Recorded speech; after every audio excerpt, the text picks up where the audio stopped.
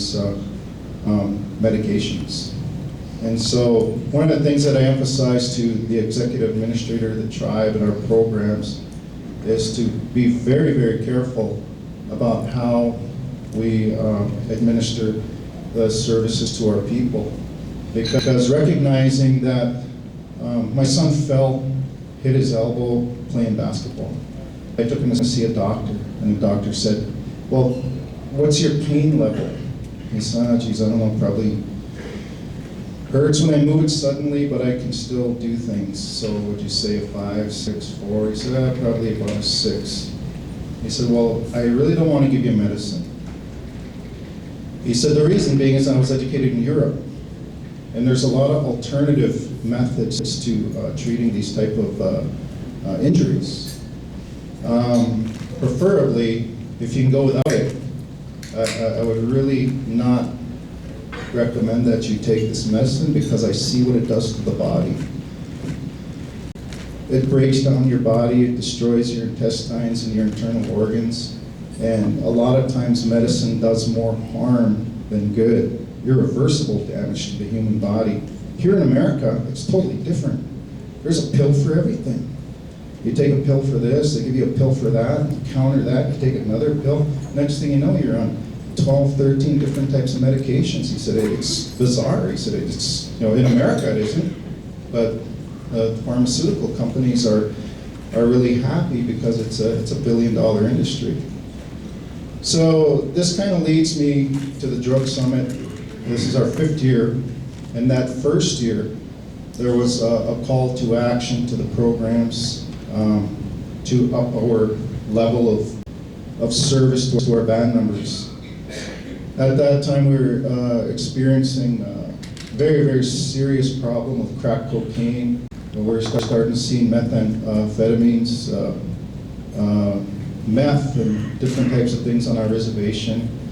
And then as tribal council members, people probably think, oh, they do the government, and they don't see the things that we see.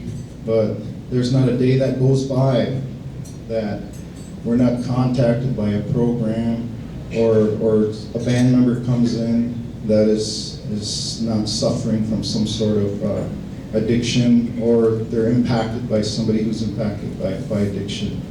And it's pretty astounding.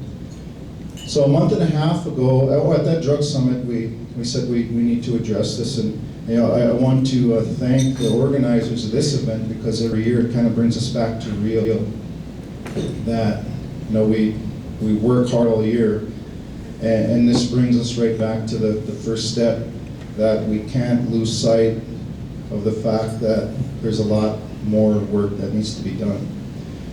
We met at White Earth, the tribal councils, White Earth, Leech Lake, and Red Lake, about a month and a half, almost 2 months ago now.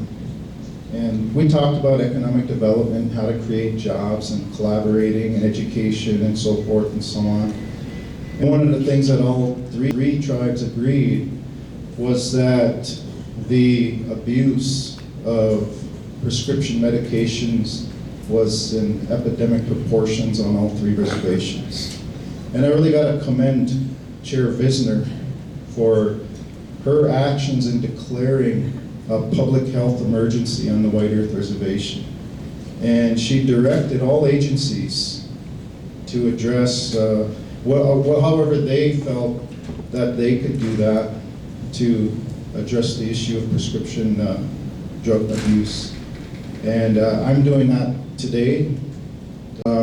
Also declaring a public health emergency here on the Red Lake Reservation in terms of prescription painkillers and all those kind of drugs that are out there that are really hurting our people. And at the State of the Band on 25th, I'll also do that, address our entire band membership to that effect. So I have consulted with the Public Safety Director here on the reservation, our Public Health Director, and other related agencies and directed them to put together plans that they can present to the Tribal Council on how we can best address across the board, because it affects so many people. Not just treatment centers. I know Tom and them, they get the people who are addicted and really suffering, and then they have to try to treat them and bring them back to a sense of normalcy in their life. But there's children involved, there's elders involved, there's a lot of different types of abuses, and there's people waiting outside of our hospital preying on people who are coming out of there with their medications, hitting them up for their drugs, and it's pretty bad. It's pretty bad.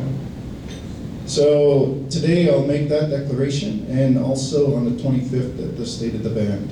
So the tribal leadership here is looking for help and looking for advice, and I can't speak for each. I'm just assuming that they're probably going to follow suit, and the other band membership as well, because last week there was a meeting with Governor Dayton in St. Paul, and all tribes were present there, and all of the tribal chairs said the same thing to the governor.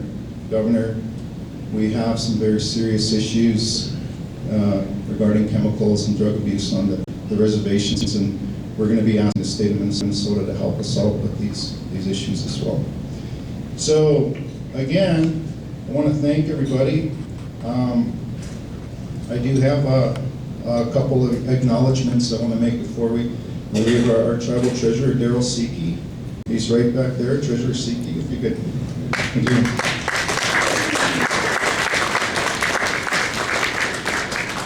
With their loved ones, their addictions. We all have family members that have these addictions, so it's near to our heart. It's not something, it's just not a job. These are our people, these are our family, these are our friends we're dealing with, so we try it as best we can to help them.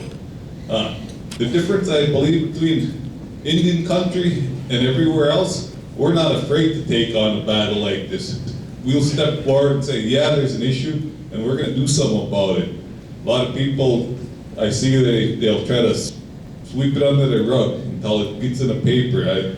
Anybody that's read the paper lately has seen this nurse down in Abbott Hospital in Twin Cities where she took this guy's pain med before he was supposed to go through surgery, shot him up herself, and told this guy to man up while he went through surgery. So this is not only affecting us, but like I said, we're not afraid to stand up and say, hey, there's an issue here, and we're going to take it on. And we fought a lot of battles in Indian country, and we won a lot of them, and we're going to win this one too. So with the staff, I'll show you the army that's going to win this battle. Would you please come up? Karen, Shelley, Marilyn, Rob, Larry, Charlene, Defoe Hinsley. Did I get all them last names right? Earlier in the day, I was walking around here with the suit jacket on. I figured I better take it off because I was already asked twice if I was going to that funeral. So I took that off so I feel a little more comfortable. I usually don't dress like that. I was waiting for somebody to ask me if I was going to court or if I had an appointment with my parole officer. That's not till the end of the week, so. This is the staff of the Red Lake Chemical Health Program. Charlene Defoe is the supervisor for our outpatient program. Shelley English, excuse me. Shelley English is the supervisor for the Pregnant Women and Families Program. Marilyn Mountain, supervisor for the Drug Abuse Program. Karen Baird, supervisor for our Prevention Program. Larry Stilday, supervisor for the FEMA Outpatient Program and Prevention.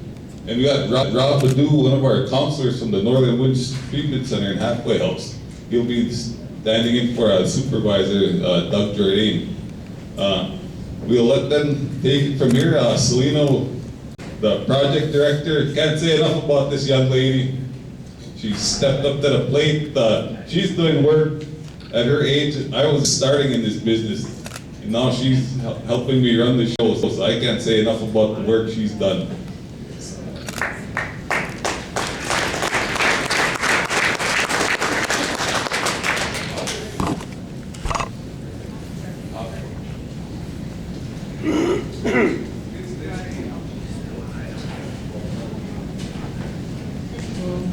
Good morning. I had this really big speech and I knew I was gonna mess it up when I got up here.